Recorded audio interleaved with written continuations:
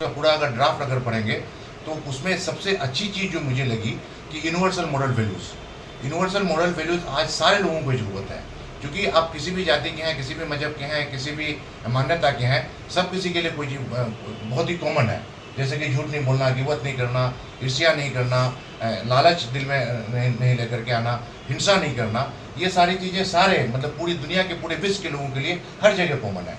और जो अभी विश्व शांति जो खतरे में है, विश्व शांति खतरे में सिर्फ इस वजह से है क्योंकि लोग यूनिवर्सल मॉरल वैल्यू से दूर हट चुके हैं।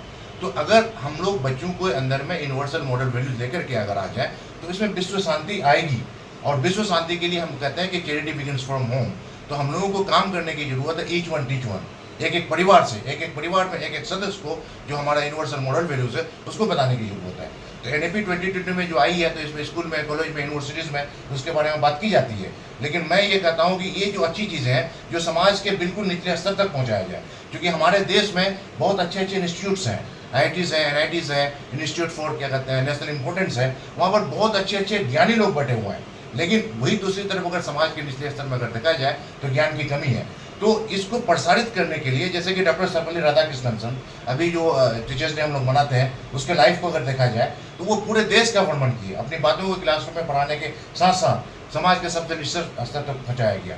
तो जो चीज़ें हैं, सरकार का स्कीम है गुणवत्तापूर्ण शिक्षा को बढ़ावा देने के लिए, उसके लिए जन जन तक पहुँचाने की जरूरत है। क्योंकि हमारे बहुत सारे जो लोग हैं जो गांव में जो खेती करते हैं, जो किसान हैं, जो मजदूर हैं, जो माली हैं, वो उन लोगों को बहुत सारी चीज़ की जानकारी नहीं होती है। तो जानकारी का मतलब समाज का निर्माण, अच्छे समाज का निर्माण कब होगा? जब आपका इन्फॉर्मेशन समाज के सबसे निचले स्तर तक पहुँचे।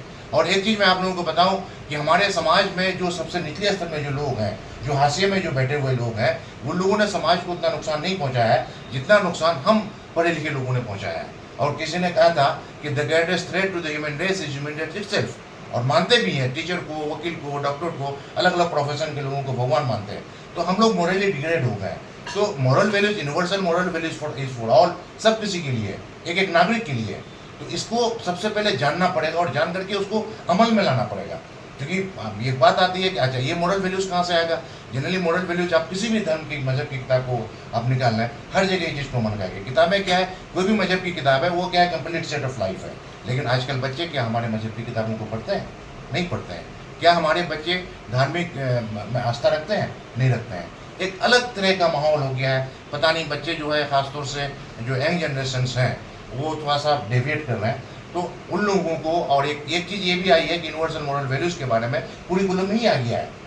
जैसे ये 9, 10, 11, 12 के कुरिकुलम में ही आ गया है। तो यूनिवर्सल मॉरल वैल्यूज़ को स्कूल में, कॉलेज में, यूनिवर्सिटी में पढ़ाने के साथ साथ माता पिता को भी पढ़ाना चाहिए, क्योंकि mother and father are the first school of children. और क्या कहते हैं, society are the second school of children and teachers are the second school of teachers.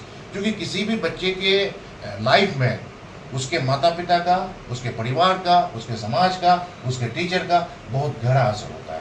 और देखते भी होंगे कि आज से 50 साल पहले या 100 साल पहले का जो समाज था हमारा, बिल्कुल संगठित था। वहाँ पर जॉइंट फैमिली हुआ करती थी, सारे लोग एक दूसरे को सिखाया करते थे। हमारी जो संस्कृति है, संस्कृति एक जनरेशन से दूसरे जनरेशन में जाती थी। आजकल बिल्कुल गैप हो गया है। हमारे पेरेंट्स के पास भी बहुत ज़्यादा टाइम नहीं है। और बल्कि हमारे क्या कहते हैं, बच्चों को ये करने के लिए हमारे एक ह्यूमन राइट, मानवाधिकार ये है कि हर एक इंसान का अपना एक अधिकार है। तो मानवाधिकार के बारे में भी सारे लोगों को बताने की जरूरत है। महिलाओं के अधिकार के बारे में भी सब कुछ को बताने की जरूरत है। और जो लीगल अवेयरनेस, हमारा जो हिंदुस्तान का जो कॉन्स्टिट्यूशनल वैल्यूज है, इसके बारे में भी एक एक नागरिक को जानने की जरूरत है। उसके अलावा गुड हेल्थ एंड वेलबींग, भाई prevention is better than cure, उसके बारे में भी सारे नागरिक को जानने की जरूरत है। और हमारा जो एजुकेशन डेवलपमेंट एजेंडा NAP 2020 जो है वो सस्टेनेबल डेवलपमेंट गोल में रिफ्लेक्ट होता है। तो सस्टेनेबल डेवलपमेंट यूनाइटेड नेशन का गोल है जिसमें 17 पॉइंट्स हैं। तो गुणवत्तापूर्ण शिक्षा, क्वालिटी एजुकेशन गोल 4 में आता है। तो गोल 4 के लिए सारे नागरिकों को काम करने की जरूरत है। केंद्र सरकार और राज्य सरकार, और खासतौर से बिहार में जो मैं देख रहा हूँ जिस तरह से इंफ्रास्ट्रक्चर डेवलप हुआ है क्वालिटी एजुकेशन को गेन करने के लिए, आंगनबाड़ी से लेकर के यूनिवर्सिटीज़ तक, अगर इतनी स्पीड के साथ अगर काम हो रहा है तो आगे भी अगर इसमें अगर और मेहनत किया जाए तो हमारा बिहार सबसे अच्छा राज्य बन सकता है। सिर्फ एक बेहतरीन इंफ्रास्ट्रक्चर हमारे पास तैयार है, टीचर भी अलग अलग जगह में आ गए हैं। अब सिर्फ हमारे बच्चों को, हमारे पेरेंट्स को, हमारे गार्जियन को इंटीरियर डेकोरेशन की जरूरत है। पर मसलन सारे बच्चों को प्रॉपरली मॉनिटर करने की जरूरत है। एक एक नागरिक को उसके यूनिवर्सल मॉरल वैल्यूज के बारे में, फंडामेंटल राइट के बारे में, फंडामेंटल कैसे किया जा सकता है? बल यह है, डॉक्टर नेल्सन मंडेला साहब ने कहा था education is the most powerful weapon through which you can change the world. तो उसका वही मैं एक जो सस्टेनेबल डेवलपमेंट गोल है उसमें टोटल 17 पॉइंट्स हैं। तो 17 पॉइंट्स में मैं एक टॉपिक में प्रिपेयर कर लिया हूँ, prepare yourself for a human of values and it will transform the world. तो उसमें मैं गुणवत्तापूर्ण शिक्षा और उसके अलावा good health and wellbeing, peace and justice, gender equality को लेकर के एक टॉपिक किया हूँ और इसको मास लेवल अवेयरनेस कर रहा हूँ, यूनिवर्सिटी के अंदर में भी, क्लास में भी, यूनिवर्सिटी के बाहर भी और आम लोगों में भी। तो शिक्षा का स्तर ऊंचा होने के बाद भी नीड पीस वो पीस आ सकती है? बिल्कुल, in fact everybody needs peace. United Nation का ये है, हर एक आदमी को। भाई हम कहते हैं कि आज के टाइम में शिक्षा का मतलब क्या पता है? डॉक्टर बनना, इंजीनियर बनना, प्रोफेसर बनना। आज हमारे लोग अहंकारी बहुत बन रहे हैं। ये अहंकार में अगर देखा जाए यूनिवर्सल मॉरल वैल्यूज का पार्ट है। अहंकार में देखा जाए विश्व शांति में खतरा है। आपने इसका हेडलाइन भी नीड पीस दिया है। बिल्कुल, एवरीबॉडी नीड्स पीस। हर एक आदमी को शांति चाहिए और बहुत ही कोरिलेशन है कि मैं जो बनाया कि prepare yourself for a human of values and skill transform the world. अगर आपके अंदर में संस्कार आ जाए और कोई एक हुनर आ जाए, स्किल कोई एक हुनर, हम कहते हैं कि बहुत बड़ा पीएचडी करने की जरूरत नहीं है। कोई एक हुनर आपके अंदर में एक सर्टिफिकेट कोर्स भी अगर किए हैं और उसमें आपका मास्टरी है, स्किल डेवलप करने के लिए सरकार को क्या करना चाहिए? स्किल डेवलपमेंट प्रोग्राम चलती है, बहुत सारे शॉर्ट टर्म कोर्सेज होते हैं। वही तो मुझे तो मैं गदगद हूँ जो NEP 2020 जो आई है उसमें जो है, और स्कूल में और जहाँ जो जाता हूँ मैं, बिहार की हालत बहुत बदली है।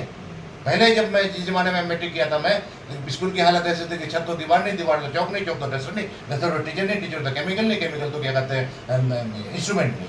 लेकिन अब इतना बेहतरीन इंफ्रास्ट्रक्चर डेवलप हुआ है और क्या कहते हैं इतने अच्छे ज्ञानी टीचर भी हैं।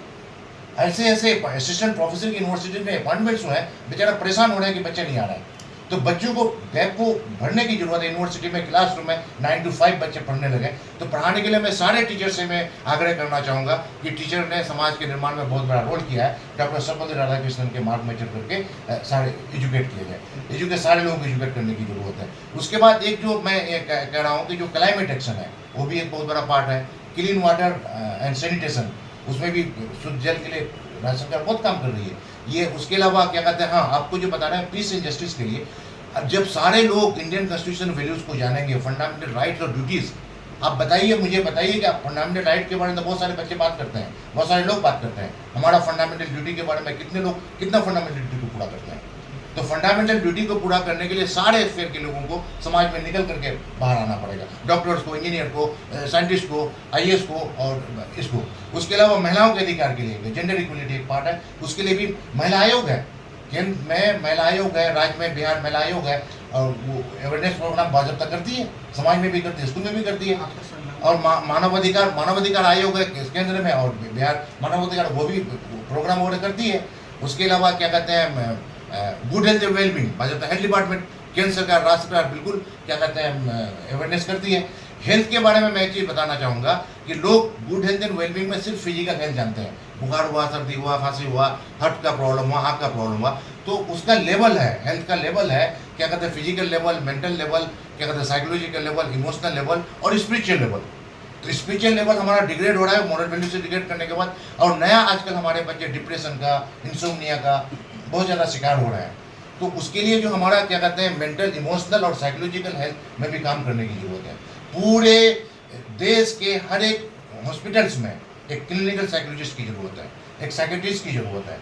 उसके अलावा जो क्या कहते हैं हर जिला में जो प्रखंड होता है वहाँ पर डिग्री कॉलेज को एस्टेब्लिश करने की